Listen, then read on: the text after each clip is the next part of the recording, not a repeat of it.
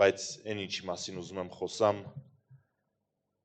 դա մեր ցանկություններն են, արդյոք մենք ուզում ենք իսկապես Աստծուն մոտ եղնենք։ Իսկապես Աստծուն ուզում ենք, որ Աստված գա իր թագավորությունով մեր կյանքի մեջ։ Մենք արդյոք խաղում ենք քրիստոնեություն, թե մենք իսկապես ուզում ենք Աստված լինի մեր կյանքի Տերը։ Արդյոք հետաքրքրված ենք, որ Աստված իր թագավորությունով գա մեր կյանքերի մեջ, որովհետև եթե մենք իսկապես ուզում ենք Աստծուն մոտ լինենք ու Աստծուն հնազանդվենք, Աստված մեզ բաներ կառաջարկի։ Աստված մեզ կասի, եթե դու ուզում ես իսկապես ինձ մոտ եղնես, այս բանի հարցը պետքա լուծես, այս մյուս հարցը պետքա լուծես, այս մեղքից պետքա ապաշխարես, դու պետքա թողես այս բանը քո կյանքի մեջից։ Մենք բաներ կա, որ մեր կյանքի մեջ Աստված իր մատը կդնի ու մենք կամ արդյունքում կմոտենանք Աստծուն, Աստված կմոտենա մեզ, կամ մենք կմնանք նույն վիճակի մեջ ու կխաղանք մեր քրիստոնեությունը, որովհետև մեզ համար մենք գուցե կարծում ենք, որ քրիստոնեությունը կամ հավատքի կյանքը դա նա է, որ մենք մի պահ մեր կյանքի մեջ պատմական մի օր ունեցանք, որ այդ օրվա մեջ ընդունեցինք Տեր Հիսուսին որպես մեր կյանքի Տեր ու Փրկիչ, եւ մենք դարձանք քրիստոնյա, մենք դարձանք հավատացյալ, մենք դարձանք Աստծո զավակ, բայց Տեր Հիսուսն ասում էր, եւ Հովհաննես Մկրտիչն էլ ասում էր, եթե չապաշխարեք, կացինը ծառի արմատին դրված է։ Աստված կարա այս քարերից էլ Աբրահամի որդիներ հանի, եթե չապաշխարեք։ Եվ մեր կյանքի մեջ իրավիճակներ են գալի, տեղեր են գալի, որ Աստված գուցե կտրուկ է լինում։ Մեր մանկության ընթացքում, գուցե քրիստոնեական մանկության ընթացքում բաներ կա, որ մենք սովորում ենք հեշտ սրանց վրով անցնել, Աստծո ներկայությունը շրջապատած է մեզ մարդիկ կան, որոնք շրջապատած են, Աստծո հոգին մեզ խրատում է, կրթում է, ու մենք էլ ուզում ենք Աստծուն մոտենանք, բայց հետո գալիս է մի ընթացք, որ կարծես թե ազատության ժամանակ է։ Հետաքրքիր մի ճշմարտության մասին եմ ուզում մի կարճ խոսեմ։ Մենք քրիստոնեական ընթացքի մեջ, երբ որ մենք ստիպված ենք մեզ հավաք պահելու, մենք հավաք ենք պահում մեզ։ Երբ որ մենք մեզ աչքեր կան դիտող եւ մենք այս աչքերի պատճառով մեզ պետքա մեր քրիստոնեական կյանքը ճշգրիտ կանոնների մեջ պահենք, մենք պահում ենք այս կանոնները։ Բայց հետո գալիս է իրավիճակ, որ Աստված թույլ է տալիս մեզ, որ մենք գնանք միտեղ, որտեղ մեզ ոչ մեկը չի ճանաչում։ Այլ բառերով ասած, ազատություն, դա կարա լինի մեր կյանքի մեջ մի ընթացք, որ թեկուզ մարդիկ մեզ ճանաչում են, բայց կարծես թե Աստված մեզ թողել է մեր կամքին, որ մենք տեսնի մեր կամքով ինչ ենք ընտրում, բարին ենք ընտրում, թե չարը, Աստծուն ենք ընտրում, թե ինքներս մեր ցանկություններն ենք ընտրում ու այս աշխարհն ենք ընտրում։ Ու երբ որ այս ազատության ժամանակի մեջ մենք մեզ ճիշտ չենք պահում, մենք հասկանում ենք, բացահայտվում են մեր սրտի բոլոր ցանկությունները։ Ծնողների համար եւս նման խնդիր կա դրված, որովհետև քանի դեռ օրինակի համար ֆինանսների հետ կապված երեխաները դեռևս ծնողների վերահսկողության ներքո են, ծնողը կարա օրական իր հասանելի գումարը տա, ասենք 200 դրամ բուֆետի փող է տալիս, ու երեխեն ոչ կարա ավել ծախսի, ոչ կարա պակաս ծախսի, այդ 200 դրամը ծախսում է իր բուֆետի համար։ Բայց ծնողի համար խնդիր կա դրված, որ սովորացնի երեխային ազատությանը։ Ու դու կարաս հանկարծ սովորացնես իրան, ասես ես շաբաթվա գումարը տալիս եմ քեզ, ու կողքից նայես տենաս ինքը այդ շաբաթվա գումարը մի օրվա մեջ ծախսում է, թե ինքը սովորում է ճիշտ վարվել իր ազատության հետ։ Ու հետո դու մի քիչ ավել գումար ես տալիս ու կողքից հսկում ես, տեսնում ես, արդյոք երեխեն սովորում է այս ֆինանսների հետ ճիշտ վարվելը, թե չի սովորում։ Ոչ միայն սա, նաև վարքի առումով, քանի դեռ ծնողների վերահսկողությունը կա երեխաների նկատմամբ, երեխաները կարողանում են իրենց ճիշտ պահեն, բայց հետո երբ որ ծնողի վերահսկողությունից դուրս հանկարծ միտեղ են հայտնվում, որտեղ ծնողը իրանց չի վերահսկում, իրանք տրվում են իրանց սրտի կամակորություններին, թե չեն տրվում։ Քրիստոնեության մեջ նույն ձևը։ Երբ որ մենք եկեղեցում ենք, մարդիկ մեզ ճանաչում են որպես բարեհամբույր, սիրալիր, շատ համեստ, շատ խելոք մարդ, բայց հետո երբ որ մեր տանը ոչ մեկը մեր կողքին չի, մենք կարանք մեզ մի քիչ ուրիշ ձև պահենք։ Ու այս երևում է ազատության եւ ոչ ազատության, անազատության տարբերությունը։ Աստված մեզ կդնի իրավիճակների մեջ, թույլ կտա, որպեսզի մենք գնանք մեր սրտի ազատության մեջ, մեր սրտի ցանկությունները բացահայտվեն ու Աստված կտեսնի, արդյոք մեր սիրտն ուզում է հարի իրան, թե մեր սիրտը չի ուզում հարի իրան։ Ու սիրելի քրիստոնյա, երբ որ հանկարծ կբացահայտես, որ քո սիրտը քեզ ուրիշ տեղ է տանում, քո սիրտը քեզ տանում է դեպի աշխարհը սիրելուն, ինքդ քեզ ճանաչելով, ոնց որ Դավիթն աղոթում էր ու ասում էր, քննի ինձ ու տես, թե որ չար ճանապարհի մեջ եմ, ինձ ճշմարտությանդ մեջ դարձրու։ Ու մենք, երբ որ կբացահայտենք մեր սրտի դիրքը, այստեղ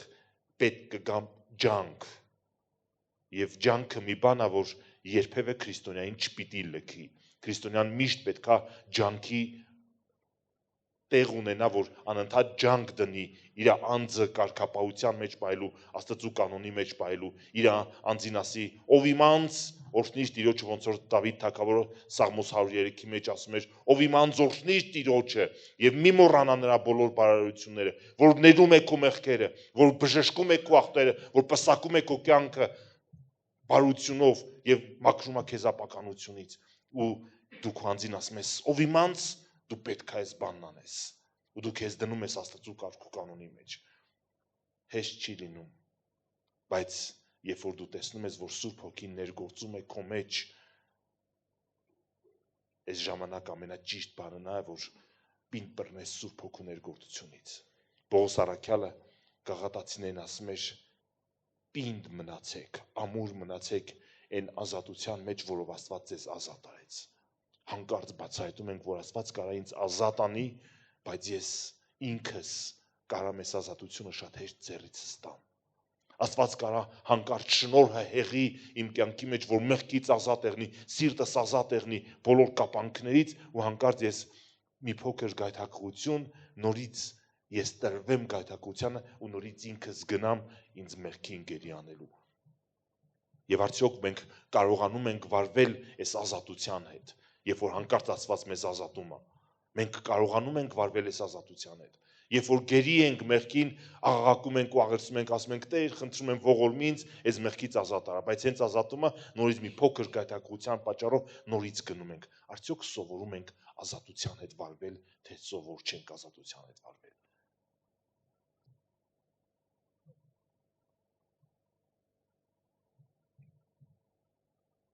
Իսկապես ուզում ենք ազատ եղնենք,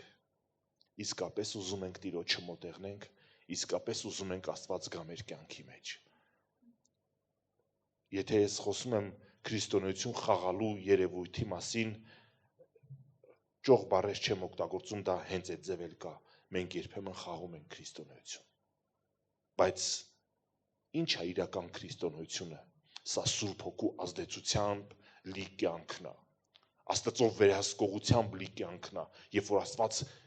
իր գերբնականով ներկա է մեր բնականի մեջ,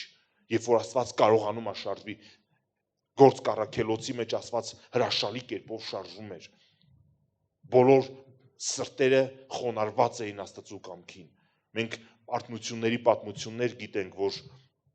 1800-ականներից սկսված Աստված հրաշալի կերպով հայտնվել է մարդկային իրավիճակների մեջ, ու մարդկանց սրտերը դարձել են Աստծուն, մարդիկ սկսել են Աստծու երեսը փնտրել, Աստված սկսել է հրաշքներով ու նշաններով գործել, հարյուրավոր պատմություններ կան այս ձևի արթնությունների, բայց այս արթնությունների մեջ ինչն է հատկանշականը, երբ որ Աստված ներկա է ժողովրդի, իր ժողովրդի կյանքի մեջ։ Երբ որ մի անգամ հրեշտակը հայտնվեց Գեդեոնին, որը թշնամուց թաքնված ցորեն էր ծեծում, եւ Աստված, ով հզոր զորավոր, հրեշտակն ասեց Գեդեոնին, ով հզոր զորավոր, Աստված քեզ հետ է, Գեդեոնն ասավ, բայց եթե Աստված մեզ հետ է, ուր են նրա նշանները, ուր են նրա հրաշքները, որ մեր հայրերը պատմում են, որ Աստված այս ձևի հրաշքներ ու նշաններ արավ։ Մենք կարանք մեզ համոզենք, ասենք Աստված մեզ հետ է, բայց Աստված այն մինիմալ մակարդակով իսկապես մեզ հետ է։ Բայց արդյոք մենք թույլ ենք տալիս, որ Աստված մեր կյանքի մեջ Տեր լինի, Թագավոր լինի ու Տիրող լինի։ Արդյոք մենք թույլ ենք տալիս, որ Աստված գա մեր կյանքի մեջ ու ինքը որոշի մենք ինչ անենք ու ոնց անենք, թե մենք ինքներս ենք որոշում, որ այս մեղքը կգործեմ, այս ցանկություններից կտրվեմ, այս հարցը այս ձև կլուսեմ, մյուսը այս ձև կանեմ։ Եթե մենք Աստծուն ասում ենք, ու Տեր Հիսուսն էլ ասում էր, որ այսպես աղոթեք, թող քո թագավորությունը գա, թող քո թագավորությունը գա։ Արդյոք մենք նրա թագավորությունը խնդրելով ընդամենը բառեր ենք ասում, թե իսկապես ուզում ենք, որ նրա թագավորությունը գա եւ նա թագավոր լինի մեր կյանքերի մեջ։ Մի մարդ մի պատմություն է պատմում եւ ասում է, որ ինքը ծառայել է, ապրել է աֆրիկական հարավային Աֆրիկայի հարավային մասում եւ այս ցեղը, որոնց մեջ բնակվել է, զուլուներ են կոչվում եւ երբ որ ինքն ասում է, այս ցեղի մեջ բնակվում է, իրանց մշակույթից այս բաներ կար, որ սովորել է։ Ասում է, երբ որ որևէ մեկը իր թագավորից մի բան ունի խնդրելու, ինքը առավոտ շուտ գնում է թագավորի ցանկապատի մոտ կանգնում է ու սկսում է գովել իր թագավորին։ Սկսում է գովասանք բարձրացնել, գովում է թագավորին ու եթե իր խնդրի հետ կապված ինքը սպասում է։ Իր գովասանքով ինքն իր թագավորին ասում է, ես ստեղ եմ։ Ու երբ որ իրան հարցնում են, ասում են, դու գիտես, որ քո թագավորը գիտի քո ստեղ եղնելու մասին, թե չգիտի, ասում է, ես չգիտեմ։ Ինքը գիտի, թե չգիտի։ Եվ ասում է, ես երբ որ մեկի հետ խոսում էի, ասում էի, դու արդեն քանի ժամ կանգնած ես, ոնց որ քո թագավորը գիտի քո մասին, ասում է, հա ինքը գիտի։ Ասում է, ինչ գիտես, որ ինքը գիտի։ Ասում է, ինքը եկավ նստեց մեքենան ու գնաց։ Ասում է, դու իրան չասեցիր, որ դու կանգնած ես, ինչ որ խնդիր ունես, ասում է, չէ, ինքը պետքա հարմար գտնի։ Եթե ինքը հարմար գտնի, որ իմ հետ պետքա խոսա, ինքը կխոսա իմ հետ, բայց եթե ինքը հարմար չգտնի, ես պետքա սպասեմ։ Ասում է, բա ինչի դու քո գործերով չես գնում, իրիկունը նորից կգաս, ասում է, չէ, չի կարելի, որովհետև դա վիրավորանք կլինի իմ թագավորին, եթե ես եկել եմ իմ թագավորի մոտ իրանից բան խնդրելու, ուրեմն ես պետքա սպասեմ այնքան, մինչև իմ թագավորը հարմար գտնի, որ ինձ հանդիպի եւ իմ խնդրին պատասխան տա։ Եվ ասում է, այս մարդկանց դժվար չի Աստծո թագավորության կանոնների մասին բաներ սորացնել, որովհետև իրանք գիտեն, որ երբ որ գալիս է հանկարծ Քրիստոսը դառնում է իրանց կյանքի թագավորը, իրանք գովասանքով պիտի գան այս թագավորի առաջ։ Ու եթե մի խնդիր ունեն, իրանք պետք է ասեն ու սպասեն, գիտակցելով, որ իրանց թագավորն արդեն գիտի իրանց խնդրի մասին, ու երբ հարմար կգտնի, պատասխանը կտա մեզ։ Մենք արդյոք մեր թագավորին վերաբերվում ենք որպես իրական անձի, թե ոնց որ նախորդ շաբաթ ասում էի, մենք ավտոպիլոտի վրա այս ձև ինքնահոսի թողած մեր կյանքը գնում ենք։ Մենք սովորել ենք թագավորին վերաբերվել որպես թագավորի, թե Աստված մեր կյանքի մեջ հեռու լինող մեկն է գերբնական կարողությունով, թե նա իրոք մեր թագավորն է, որին պիտի խոնարհվեն մեր կամքը, մեր գործողությունները։ Ուզում ես արդյոք, որ Աստված գերբնականորեն գա քո կյանքի մեջ։ Եթե իսկապես ուզում ես, երկրորդ օրինաց 28-րդ գլուխ 29-րդ համարի մեջ այս ձև ասում, որ եթե քո Տեր Աստծուն փնտրես քո ամբողջ սրտով, քո ամբողջ մտքով եւ քո ամբողջ կարողությունով, դու կգտնես նրան։ Եվ գիտեք, երբ ասում ես համարը, ասում է սրանից նախորդող համարների մեջ ասում է, երբ որ դու քո Տեր Աստծո առաջ մեղք կգործես ու քո Տեր Աստվածը քեզ կքշի ուրիշ ազգերին ծառա լինելու, ստրուկ լինելու, ու երբ որ հանկարծ այդ ստրկության ժամանակ քո Տեր Աստծուն քո ամբողջ սրտով, քո ամբողջ մտքով եւ քո ամբողջ կարողությունով փնտրելու կլինես, դու կգտնես նրան։ Մենք ասում ենք, որ դե ես ուզում եմ, որ Աստված իմ կյանքի մեջ շատ ավելի ներկա լինի, բայց իսկապես ուզում ենք։ Որտեղ Սուրբ Գիրքն ասում է, եթե քո Տեր Աստծուն քո ամբողջ սրտով, մտքով ու կարողությունով փնտրես, Աստված կգտնվի քո կողմից։ Աստված գտնվում է իրեն փնտրողների կողմից։ Եբրայեցիս թուղթը ասում է, որ ով որ Աստծուն մոտենում է, պետք է հավատա, որ Աստված վարձահայտույց է լինում իրեն փնտրողներին։ Աստված անտարբեր չի անցնում մեր կողքով, երբ որ մենք փնտրում ենք իրան։ Աստված անտարբեր չի Երբ որ Աստված տեսնում է իրապես, իսկապես ինչ որ մեկն ուզում է իրան մոտ եղնի, Աստված ընթառաջ կգա մեզ։ Սրա համար առաքյալն ասում է մոտեցեք Աստծուն եւ նա կմոտենա ձեզ։ Իսկապես ուզում ես Աստծուն մոտ լինես, իսկապես քո ցանկությունները համընկնում են քո մտքի ցանկությունները համընկնում են քո սրտի ցանկություններից, որովհետև մենք ասում ենք ես կուզենայի, որ ուզենամ։ Հա, մտքով ուզում ենք, բայց մեր սիրտը չի ձգվում դեպի Աստծուն։ Երբ որ մեր սիրտը ձգվում է դեպի Աստծուն, մենք իր այդ ժամանակ ենք անցկացնում։ Մենք գնում ենք կոնկրետ գործողությունների, մենք գնում ենք ծոմ պահելու եւ հանկարծ Եսայի մարգարեության 58-րդ գլխի մեջ, երբ որ ծոմապահության մասին խոսում է, ասում է այն ժամանակ դու կկանչես ինձ եւ ես կասեմ ահա ես։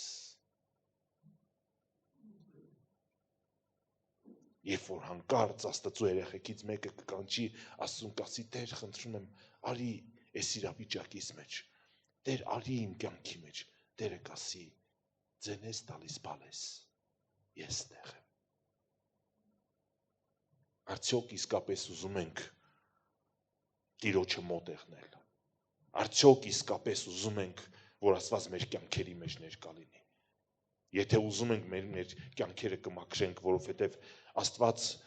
երբ որ գալիս է մարդու կյանքի մեջ, արթնությունը գալիս է մարդու կյանքի մեջ, Աստված այս ձևավարվում, Սուրբ Հոգին ուղարկել է, որ մեզ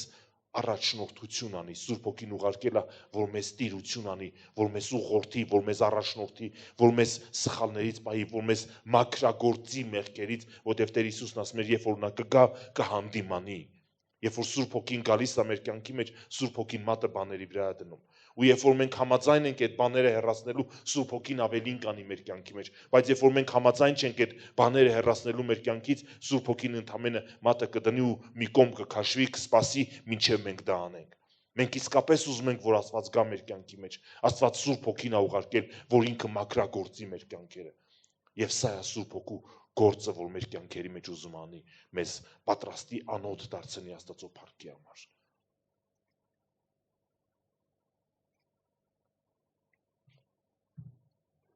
Աստված չի ուզում, որ մենք ինքնախաբեության մեջ ապրենք։ Եվ իր Սուրբ Հոգու ճշմարտության լույսն է ժամանակ առ ժամանակ ուղարկում։ Եվ Տեր Հիսուսը Հովհաննեսի համար ասում էր, նա մի ճրագ էր, որ ժամանակավորապես լուսավորում էր, որ Հովհաննես Մկրտիչը ժամանակավորապես մի փոքր ճրագի պես մարդկանց սրտերին Աստծո վերաբերմունքի լույսն էր ուղում, իսկ Հովհաննես Մկրտիչը ապաշխարություն էր քարոզում։ Ասում էր ապաշխարեք, որովհետև կացինը ծառի արմատին դրված է։ Ինձ համար շատ վախենալու խոսքեր կա Առակաց 29-րդ գլխի մեջ, առաջի խոսքերն ասում է, շատ անգամ հանդիմանված մարդը, երբ իր պարանոցը խստացնի, հանկարծ պիտի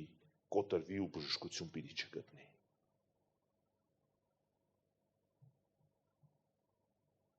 Իսկապես ուզում ենք Տիրոջը մոտ եղնենք։ Եկեք թույլ տանք, որ Սուրբ Հոգին մաքրագործի մեր կյանքը, որովհետև Սուրբ Հոգին անում է նույն գործը, ճշգրիտ նույն գործը մեր կյանքերի մեջ, ինչ որ անում է արյունը մարդու օրգանիզմի մեջ, որովհետև ինչ անում արյունը մի քանի տարբեր ֆունկցիաներ ունի, բայց ֆունկցիաներից մեկը, որ արյունն անում է, մեր ախտահարված մարմինը կամ մեր մահացած բջիջները արյունը վերցնում է, տանում է աղբար կգացում, մեզի միջոցով մեր օրգանիզմը մաքրում է։ Արյունը թթվածի նմատակարարում է բջիջներին, բջիջների մակարդակով եւ այն կեղտերը, աղբերը վերցնում է ու տանում է թափում է։ Արդյոք Սուրբ Հոգին կարողանում է Աստծո շնորհքը մեզ մատակարարելով մեր կյանքի մեղքերը մաքրագործի մեզանից։ Արդյոք կարողանում է Սուրբ Հոգին սա անի Քրիստոսի մարմնի մեջ, որ մենք ենք, որտեղ մենք տաճար ենք Սուրբ Հոգու։ Արդյոք մենք թույլ ենք տալիս, որ Սուրբ Հոգին մեր կյանքը մաքրի, թե թույլ չենք տալիս։ Եկեք աղոթենք։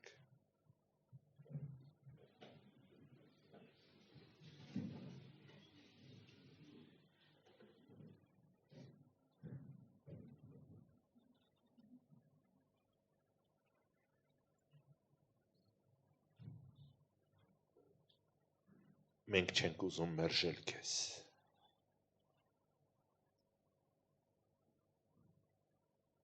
Մենք չենք ուզում մերժել քեզ։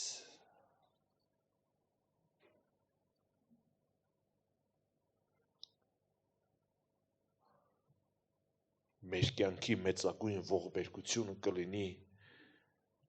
երբ որ դու հանկարծ մեզանից հետ քաշվես։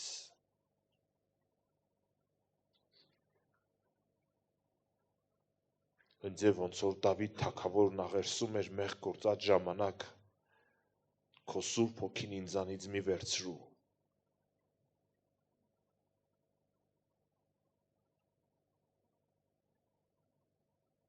Ոչ թե մեր մտքից, այլ մեր սրտից մենք այսօր քեզ ասում ենք,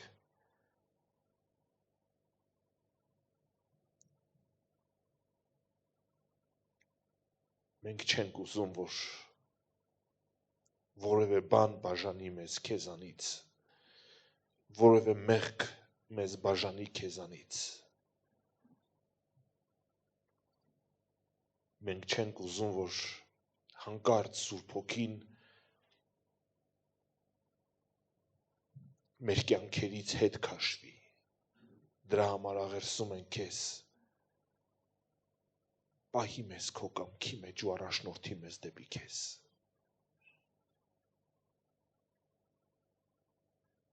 Արի Սուրբ Հոգով մեր կյանքերը մաքրագործելու Տեր։ Լուսավորի մեր սրտերի մեջ քո վերաբերմունքը մեր կյանքի մեջ տեղ գտած բաների նկատմամբ։ Լուսավորի մեր աչքերը, որպեսզի քո աչքերով նայենք ամեն ինչին, Տեր։ Լուսավորի մեր սիրտն ու միտքը աղերսում են քեզ, սիրելի Փրկիչ, ու արի քո թագավորությունով։ Թող գա քո թագավորությունը եւ թող որ քո կամքը լինի մեր կյանքերի մեջ։ Խնդրում ենք Սուրբ Հոգին թող բռնի մեր ձեռքից ու մեզ ամեն օր քայլ առ քայլ առաջնորդի